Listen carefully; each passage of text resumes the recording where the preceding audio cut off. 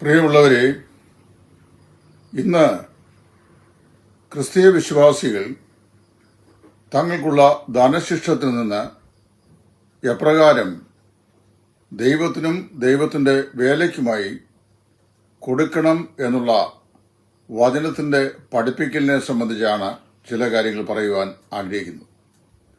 സുവിശേഷ വേലക്കാർ വളരെ വർദ്ധിച്ചു വരുന്ന ഒരു കാലഘട്ടമാണ് ഈ കാലഘട്ടം. കഴിഞ്ഞ 20-30 വർഷങ്ങൾക്കുള്ളിൽ മുൻകാലങ്ങളെ അപേക്ഷിച്ച് ധാരാളം ആളുകൾ സുവിശേഷ വേലയ്ക്കായിട്ട് ഇറങ്ങി പുറപ്പെടാറുണ്ട്. കർത്താവിന്റെ ദാസൻ വി.ടി. മത്തായിച്ചൻ സുവിശേഷകന്മാരുടെ യോഗത്തിൽ പണ്ട് പറഞ്ഞു വന്നിരുന്ന ഒരു ശൈലിയുണ്ട്. ഇത് പലവരും ഞാൻ പറഞ്ഞിട്ടുള്ളതാണ്. അദ്ദേഹം പറയുമായിരുന്നു, there are 2 kinds of workers in the spiritual field. ആത്മീയ ലോകത്ത് 2 വ്യത്യസ്ത തരത്തിലുള്ള വേലക്കാരാണുള്ളത്. ഒന്ന്, ദൈവം ശുശ്രൂഷയ്ക്കായി നിയോഗിച്ച് പുറപ്പെട്ടു വന്നവർ. രണ്ടാമത്, ദൈവത്തെ വിളിച്ച് സുവിശേഷ വേലയ്ക്ക് വേണ്ടി വേർതിരിഞ്ഞ ആളുകൾ. ദൈവം വിളിച്ച് വേർതിരിച്ച ആളുകൾ അവരുടെ ഭൗതിക ആവശ്യങ്ങൾ സ്വർഗത്തിലെ ദൈവം അവർക്ക് വേണ്ടി കരുതും. എങ്ങനെയാണ് കരുതുന്നത് എന്ന് ചോദിച്ചാൽ, ദൈവത്തിന് പല മാർഗങ്ങളുണ്ട്. ചില സമയത്ത് ദൈവം വിധവയിൽ കൂടി പോറ്റിപ്പുലർത്തി എന്ന് വരാം. ചിലപ്പോൾ കാക്കയെ കൊണ്ട് പോറ്റിപ്പുലർത്തി എന്ന് വരാം. ചില സമയത്ത് ദൂതന്മാരെ കൊണ്ട് ശുശ്രൂഷ ചെയ്യിച്ചു എന്ന് വരാം. ചില സമയത്ത് മുൻകാലത്ത് ലഭിച്ച നന്മകളുടെ അനുഗ്രഹങ്ങളുടെ ഓർമ്മയിൽ സന്തോഷമായി പുലർന്നുപോയി എന്ന് വരാം. എങ്ങനെയായാലും കർത്താവിന്റെ സന്നിധിയിലേക്ക് എടുക്കപ്പെടുന്നവരെയും ദൈവത്താൽ നിയോഗിക്കപ്പെട്ടവരുടെ യാതൊരുവിധമായ നന്മകളും ദൈവം മുടക്കുകയില്ല. മനുഷ്യൻ ഒരുപക്ഷെങ്കിൽ മുടക്കിയേക്കാം, അല്ലെങ്കിൽ മനുഷ്യന് ചെയ്തത് കൂടിപ്പോയി, അല്ലെങ്കിൽ ഇനി അതിന്റെ ആവശ്യമില്ല എന്ന് തോന്നിയേക്കാം. എന്നാൽ ദൈവത്തിന് അങ്ങനെ തോന്നുകയില്ല. ദൈവം ആവശ്യം അനുസരിച്ച് ചെയ്യുന്നവനാണ്.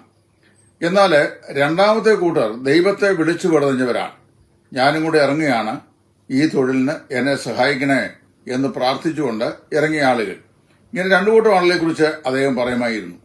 ഞാൻ ദൈവം വിളിച്ച് വേർതിരിച്ച ദൈവദാസന്മാരുടെ ആവശ്യങ്ങൾക്ക് വേണ്ടി, അല്ലെങ്കിൽ കർത്താവിന്റെ ശുശ്രൂഷയ്ക്ക് വേണ്ടി എങ്ങനെ കൊടുക്കണം എന്ന് ദൈവനും പഠിപ്പിക്കുന്നു എന്നാണ് പറയാൻ ആഗ്രഹിക്കുന്നത്. ഈ ടൈറ്റിൽ പല ആളുകളും സംസാരിക്കാറില്ല. അതിന്റെ കാരണം, ഏതെങ്കിലും നിലയിൽ ഈ വക വിഷയങ്ങളെക്കുറിച്ച് പറഞ്ഞാൽ ആളുകൾ തെറ്റിദ്ധരിച്ചു പോകുമോ, അല്ലെങ്കിൽ അദ്ദേഹം സാമ്പത്തിക വിഷയങ്ങളെക്കുറിച്ച് സംസാരിച്ചു എന്ന് പറയുമോ, ആക്ഷേപിക്കപ്പെടുമോ എന്നുള്ള ഭയം കൊണ്ട് സാധാരണ നിലയിൽ ആരും അത് പറയാറില്ല. എന്നാൽ ഇത് ദൈവം എന്ത് പഠിപ്പിക്കുന്നു എന്നുള്ളത് പറയേണ്ടത് അനിവാര്യതയാണ്.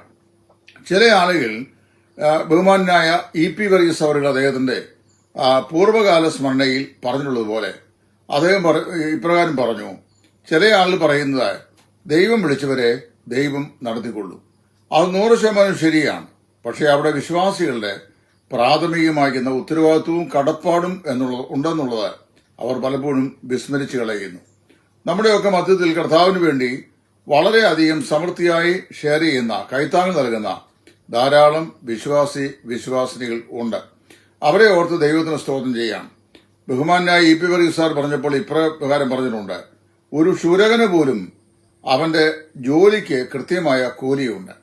കർത്താവിന് വേല ചെയ്യുന്ന ആളുകൾക്ക് ഒരു സഹായവും, അല്ലെങ്കിൽ ഒരു കൂലിയും, ഒരു ധന ആവശ്യങ്ങളും ഇല്ല എന്ന് കരുതുകയാണ്. അത് ഗുരുതരമായ തെറ്റാണെന്നാണ്. ശമ്പളക്കാരായ വേലക്കാരല്ല നമ്മുടെ ആളുകൾ ആരും. എങ്കിലും കർത്താവിന് വേണ്ടി ചെലവിടുന്ന സമയത്തിനും സാവകാശനും വിശ്വസ്ത സാക്ഷിയായ ദൈവം അവരുടെ ആവശ്യങ്ങൾ അവരെ സഹായിക്കാറുണ്ട്. ആരെങ്കിലും മനഃപൂർവ്വമായോ വ്യക്തിപരമായിരുന്ന വിദ്വേഷം കൊണ്ടോ ഇഷ്ടക്കേടുകൊണ്ടോ അവരുടെ സഹായങ്ങളോ സാമ്പത്തിക നന്മകളോ മുടക്കി എന്ന് വരാം. അങ്ങനെ മുടക്കിയാലും ഒരു മോശ പോയാൽ ഒരു യോശുവയും, ഒരു യോശുവ പോയാൽ ഒരു കാലേബും കഴിഞ്ഞാൽ ദൈവത്തിന്റെ ദൂതനും. ഇങ്ങനെയാണ് ദൈവത്തിന്റെ ക്രമീകരണം. വളരെ വേഗത്തിൽ ഞാൻ പറഞ്ഞു പോകാൻ ആഗ്രഹിക്കുകയാണ്. ഒരു വിശ്വാസി, ക്രിസ്തീയ വിശ്വാസി കർത്താവിന് വേണ്ടി എങ്ങനെയാണ് കൊടുക്കേണ്ടത്? നമ്മൾ കൊടുക്കുന്ന ഒരു പൈസ പോലും ദൈവത്തിന് ആവശ്യമില്ല. കാരണം നമ്മുടെ പൈസ വാങ്ങി ജീവിക്കുന്ന ആളല്ല ദൈവം. അവൻ തന്നോട് യാചിക്കുന്ന ഏവർക്കും സകലവും സമൃദ്ധിയായി നൽകുന്നവനാണെന്നാണ് ദൈവവചനം പ്രഖ്യാപിക്കുന്നത്. അപ്പം നമ്മുടെ കയ്യിൽ നിന്ന് ഏതെങ്കിലും ഒരു റേഷൻ അംശം വാങ്ങിയിട്ട് ഉപജീവനം കഴിക്കേണ്ട ആളല്ല ദൈവം. ദൈവത്തിന് എന്തെങ്കിലും കൊടുത്തേക്കാം എന്ന് വെച്ച് അങ്ങനെ നമ്മൾ ദൈവത്തെ പ്രസാദിപ്പിക്കേണ്ട ആവശ്യവും ഇല്ല. എന്നാൽ നമ്മൾ കൊടുക്കുന്നത് ദൈവത്തിന്റെ വേലയുടെ ആവശ്യങ്ങൾക്ക് വേണ്ടിയാണ്. അതിന് ചില ക്രമങ്ങൾ വേദപുസ്തകത്തിൽ പറഞ്ഞിട്ടുണ്ട്. ആ ക്രമങ്ങളെ കൂടി ഞാൻ ചൂണ്ടിക്കാണിപ്പാൻ ആഗ്രഹിക്കുകയാണ്. ഒന്ന്, ക്രമാനുകൃതമായി കൊടുക്കുക എന്ന് പറഞ്ഞു കഴിഞ്ഞാൽ കൃത്യമായി ഒരു ക്രമം അനുസരിച്ച് കൊടുക്കുക. കൊരിന്ത്യർക്ക് എഴുതിയ 1-ാം ലേഖനം 16-ാം അധ്യായത്തിന്റെ 2-ാം വാക്യം. ആ 2-ാം വാക്യത്തിൽ അദ്ദേഹം പൗലോസ് ഇങ്ങനെ പറയുന്നു, ആഴ്ചവട്ടത്തിന്റെ 1-ാം നാൾ തോറും നിങ്ങൾ ഓരോരുത്തൻ തനിക്ക് കഴിവുള്ളത് സ്വരൂപിച്ച് തന്റെ പക്കൽ വെച്ചുകൊള്ളണം എന്ന് പറഞ്ഞാല് ക്രിസ്മസിന്റെ സമയത്തോ ആണ്ടിന്റെ ഏതെങ്കിലും ഒരു പ്രത്യേക സമയത്തോ ഒന്നുമല്ല. എന്ത് ചെയ്യണം? ആഴ്ചവട്ടത്തിന്റെ 1-ാം നാൾ തോറും ഇത് യെരുശലേമിലെ സഭയിലെ ദരിദ്രരായ വിശ്വാസികളുടെ ഉദവിക്ക് വേണ്ടി പ്രയോജനപ്പെടുത്തേണ്ടതിന് പൗലോസ് കൊരിന്ത്യയിലെ വിശ്വാസിയോട് പറഞ്ഞ നിർദ്ദേശമാണെന്ന് നമുക്ക് മനസ്സിലാക്കാൻ കഴിയും. അപ്പോൾ ഗീവ് സിസ്റ്റമാറ്റിക്കലി, അതായത് ക്രമാനുകൃതമായി കർത്താവിന് വേണ്ടി കൊടുക്കുക. നമുക്ക് ദൈവം തന്നിരിക്കുന്ന നന്മകളിൽ ഒരംശം സിസ്റ്റമാറ്റിക്കായിട്ട് നമ്മൾ കൊടുക്കണം. നമ്മൾ കുറച്ചുനാൾ കൊടുത്തു കഴിഞ്ഞിട്ട് നമ്മുടെ കൈ തളർന്നു പോകാൻ പാടില്ല. ദൈവം നമുക്ക് പ്രാപ്തി തരുവോളം ദൈവത്തിനായിട്ട് കൊടുക്കുക. 2, ഗീവ് ഇൻഡിവിജ്വലി, വ്യക്തിപരമായി കൊടുക്കുക. 1 കൊരിന്ത്യർ 16:2 അവിടെ വളരെ വ്യക്തമായി പറഞ്ഞിരിക്കുകയാണ്, ഓരോരുത്തൻ തനിക്ക് കഴിവുള്ളതുപോലെ. ഒരാളുടെ കഴിവ്, ഉദാഹരണം പറഞ്ഞു കഴിഞ്ഞാൽ 50,000 രൂപ സാലറി വാങ്ങിക്കുന്ന ഒരാളും 5,000 രൂപ സാലറി വാങ്ങിക്കുന്ന ആളും കർത്താവിന്റെ വിലയ്ക്ക് വേണ്ടി കൊടുക്കാൻ ബാധ്യസ്ഥരാണ്. എന്നാൽ 50,000 വാങ്ങിക്കുന്നവൻ കൊടുക്കുന്ന പോലെ കൊടുക്കാൻ 5,000 വാങ്ങുന്നവന് സാധിക്കുകയില്ല. അതുകൊണ്ടാണ് പറയുന്നത് ഓരോരുത്തൻ തനിക്ക് കഴിവുള്ളതുപോലെ, ഓരോരുത്തന്റെ പ്രാപ്തി പോലെ എന്നാണ് അതിന്റെ അർത്ഥം. ഭവനത്തിന് നാഥൻ എന്നല്ല, അമ്മയും മക്കളും എല്ലാവരും കൊടുക്കണം. അതായത് ഒരു വീട്ടില് കുടുംബനാഥനായ വ്യക്തി കൊടുക്കുന്നുണ്ട്, അച്ചായൻ കൊടുക്കുന്നുണ്ടല്ലോ, ഇനി ഞാനെന്തിനാ കൊടുക്കുന്നത് എന്ന് ചിന്തിക്കാൻ പാടില്ല. അപ്പനും ഭാര്യയും മക്കളും എല്ലാവരും തങ്ങൾക്ക് ലഭിച്ചത് അനുസരിച്ച് കൊടുക്കണം.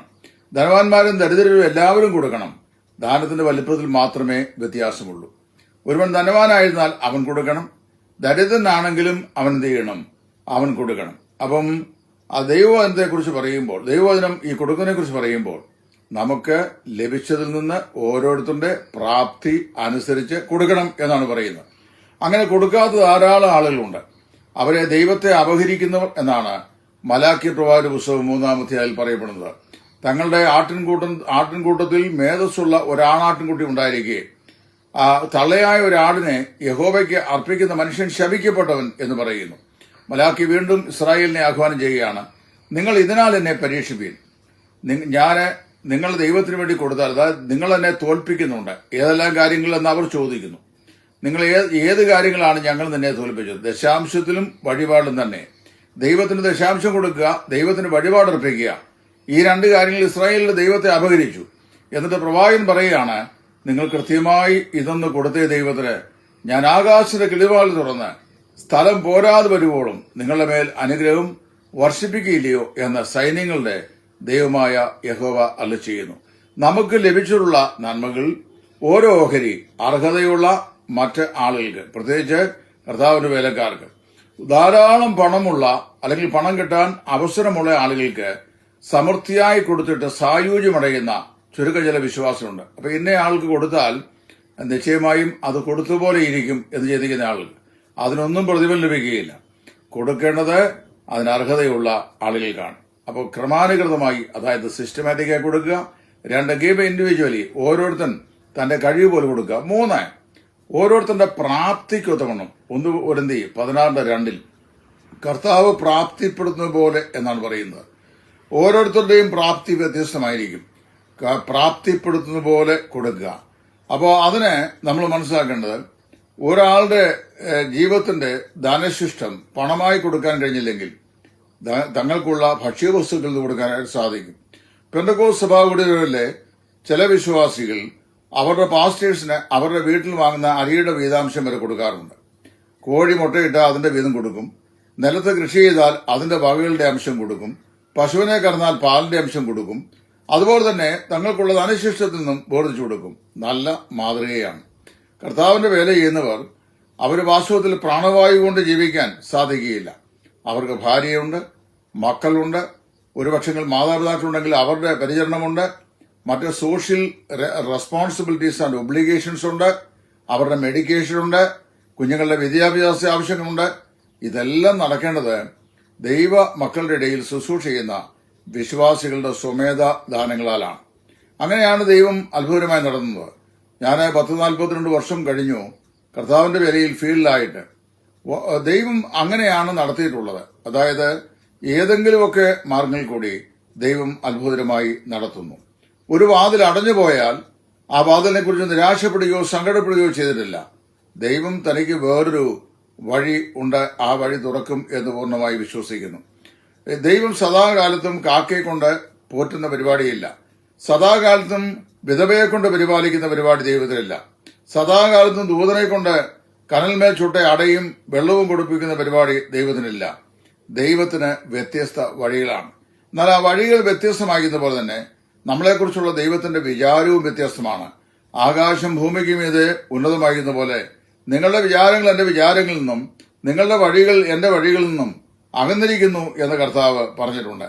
പഴയ നിയമകാലത്ത് തങ്ങളുടെ വരുമാനത്തിന്റെ 10% അവർ കൊടുത്തു പോകുന്നത്.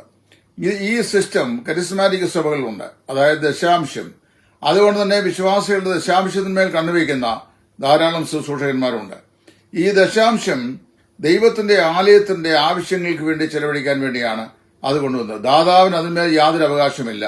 അതെല്ലാം ലേവ്യരായ ആളുകൾക്കും അവരുടെ പുരോഹിതന്മാർക്കും വേണ്ടി അവകാശപ്പെട്ടതായിരുന്നു. ലേവ്യ 27:30 വായിക്കുമ്പോൾ ദശാംശം ദൈവത്തിന് വിശുദ്ധമായിരുന്നു എന്ന് പറയുന്നു. അത് അർപ്പിക്കുന്നവന് അവകാശം ഉണ്ടായിരുന്നില്ല. ഇന്ന് നമ്മൾ ജീവിക്കുന്നത് ദൈവത്തിന്റെ ന്യായപ്രമാണത്തിന്റെ കീഴിലല്ല, കൃപയുടെ പ്രമാണത്തിന്റെ കീഴിലാണ്. അതുകൊണ്ട് ദശാംശം എന്ന് പറയുന്ന ഒരു പദ്ധതി ഇന്ന് കൃപയുടെ പ്രമാണത്തിന് കീഴിൽ ജീവിക്കുന്ന വിശ്വാസികൾക്ക് ഇല്ല. പിന്നെ പുതിയ വിശ്വാസികൾ എങ്ങനെയാണ് കൊടുക്കേണ്ടത് എന്ന് ചോദിച്ചാൽ ദശാംശത്തിലും അധികം. പഴയ നിയമ വിശ്വാസികൾക്ക് നിശ്ചിതമായ ദശാംശം ഉണ്ടായിരുന്നു.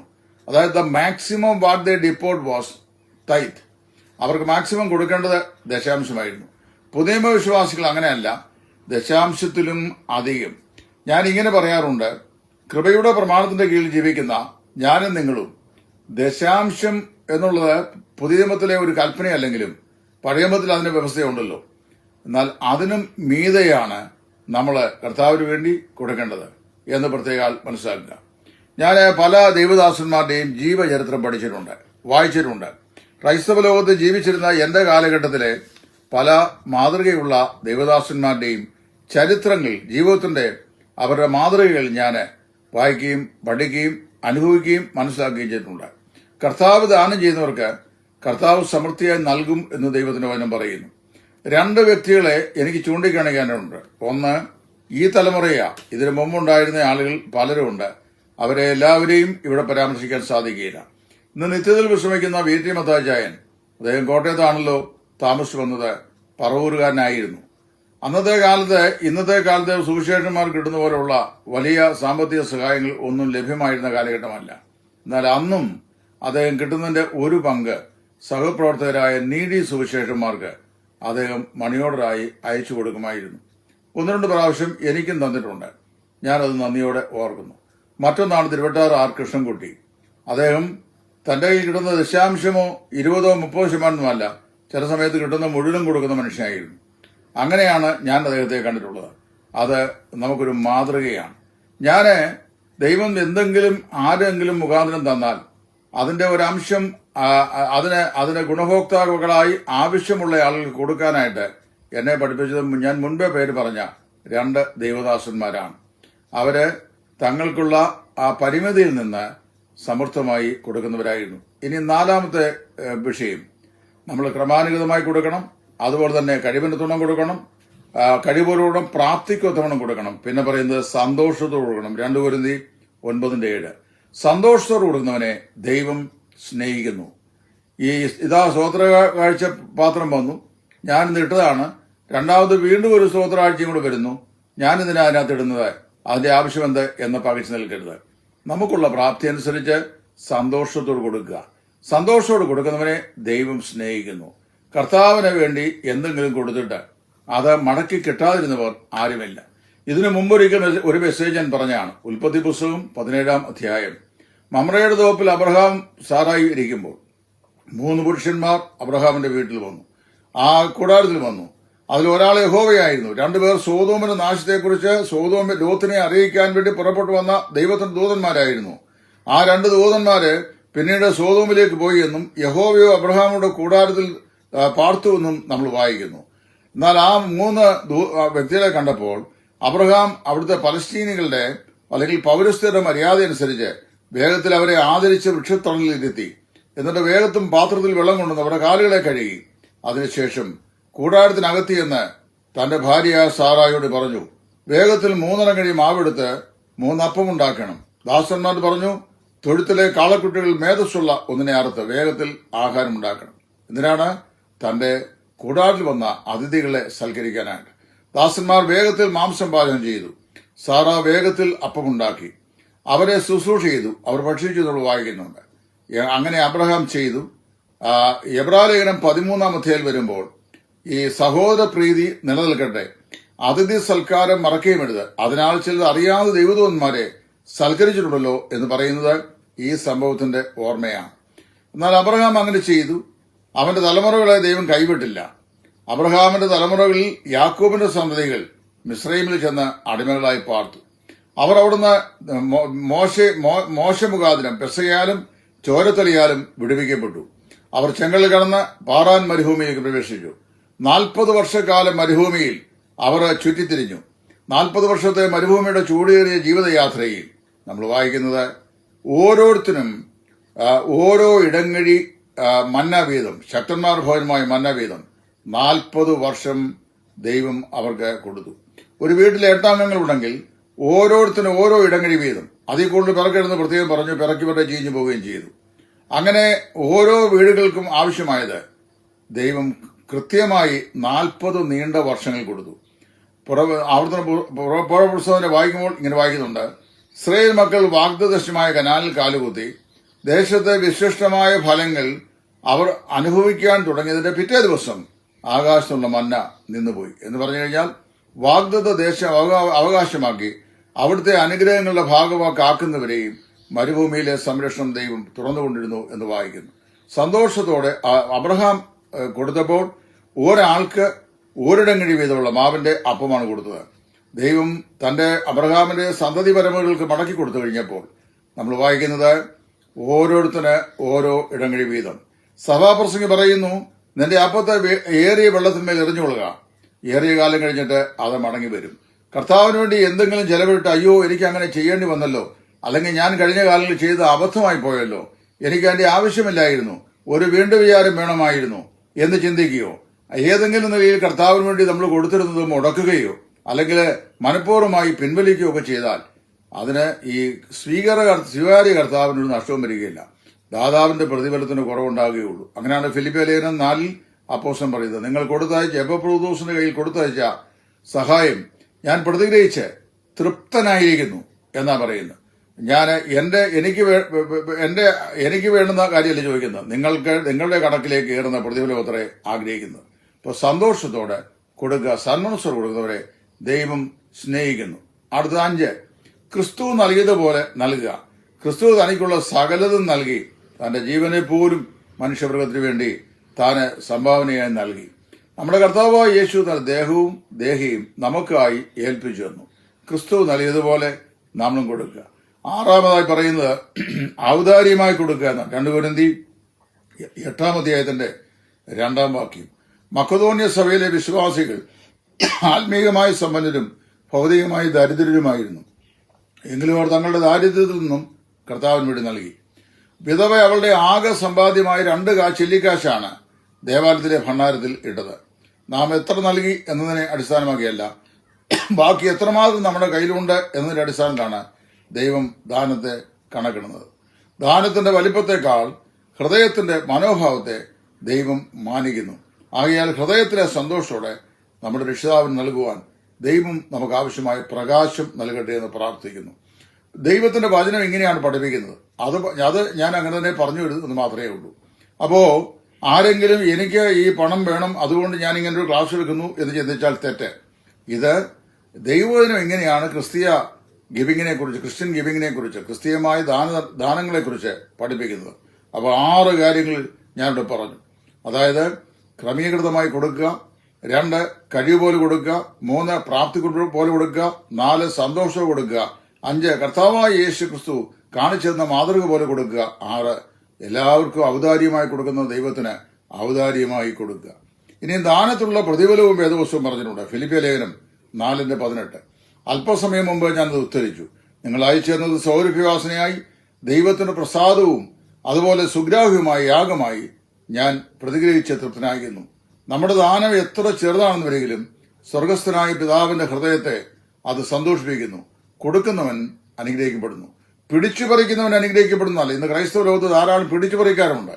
ഓരോ മായാജാല വിദ്യകൾ, മിമിക്സുകളൊക്കെ കാണിച്ചിട്ട് വിശ്വാസികളുടെ പണം പിടിച്ചുപറിച്ച് ശതകോടീശ്വരന്മാരാകുന്ന ആളുകൾ. അവരെക്കുറിച്ചല്ല, മറിച്ച് കർത്താവിന് വേണ്ടി അത്യധ്വാനം ചെയ്യുന്ന വിശ്വസ്തന്മാരാകുന്ന ദൈവദാസന്മാരുടെ ഭൗതിക ആവശ്യങ്ങൾക്ക് വേണ്ടി നാം കൊടുക്കുമ്പോൾ നമുക്ക് പ്രതിഫലം ലഭിക്കുന്നു, നാം അനുഗ്രഹിക്കപ്പെടുന്നു. അപ്പോൾ സ്വർഗത്തിലെ ദൈവം നമുക്ക് സകലവും നൽകുന്നവനാണ്. നമ്മൾ അത് പ്രത്യേകം ഓർക്കണം. പ്രവൃത്തിയുടെ പുസ്തകം 20:35 പൗലോസ് പറഞ്ഞൊരു വാക്കുണ്ട്. വാങ്ങുന്നതിനേക്കാൾ കൊടുക്കുന്നത് ഭാഗ്യം എന്ന് യേശു താൻ പറഞ്ഞ വാക്ക് ഓർത്തു. അങ്ങനെ വാക്യം യേശു പറഞ്ഞ 4 സുവിശേഷങ്ങളുമില്ല.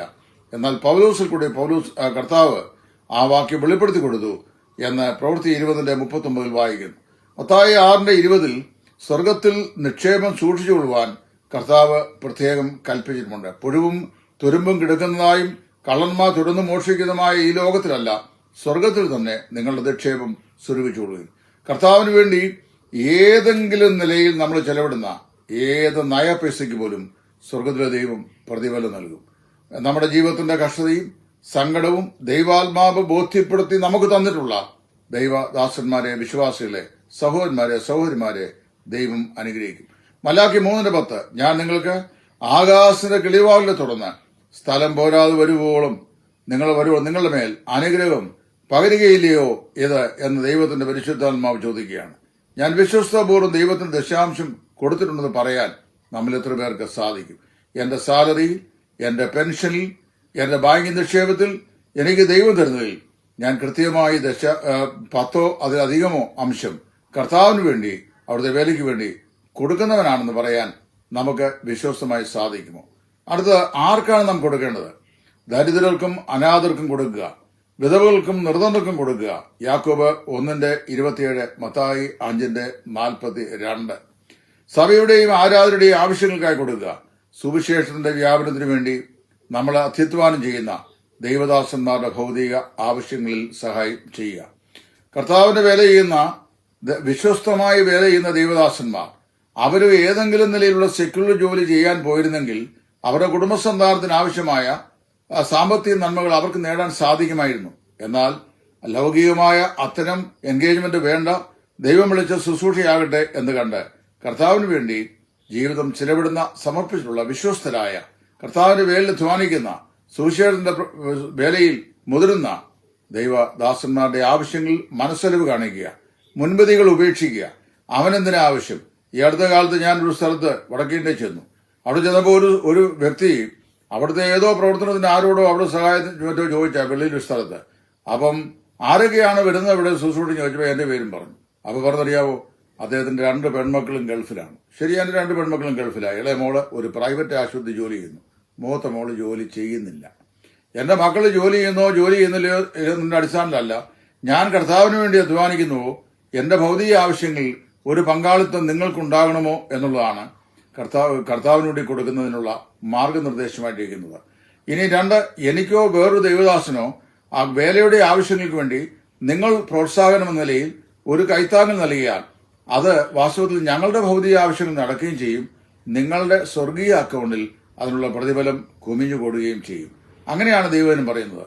ലോഭമായി കൊടുക്കുന്നത് ലോഭമായ ഉപദേശത്തിന് തെളിവാണ്.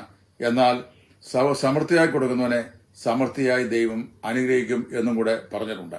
ഇതാണ് ക്രിസ്തീയ വിശ്വാസിയും തന്റെ സാമ്പത്തികമായ ക്രയവിക്രയവും എന്ന വിഷയത്തെ സംബന്ധിച്ച് ദൈവത്തിന്റെ വചനം നമുക്ക് നൽകുന്ന പ്രബോധനം.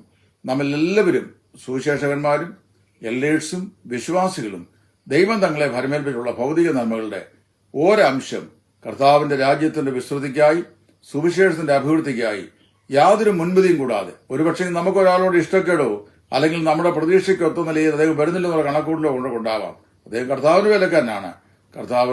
കർത്താവിന് കൊടുക്കുന്നു എന്നുള്ള നിലയിൽ കൊടുക്കുവാൻ ദൈവമായ കർത്താവ് നമ്മെ ഇവരെയും സഹായിക്കട്ടെ. ഈ വചനം അതിനാവശ്യമായ പ്രോത്സാഹനം, മോട്ടിവേഷൻ നമ്മുടെ ഹൃദയങ്ങൾ നൽകട്ടെ എന്ന് ആശംസിച്ചുകൊണ്ട് തൽക്കാലം നിർത്തുന്നു. ദൈവം ഇവരെയും അനുഗ്രഹിക്കട്ടെ.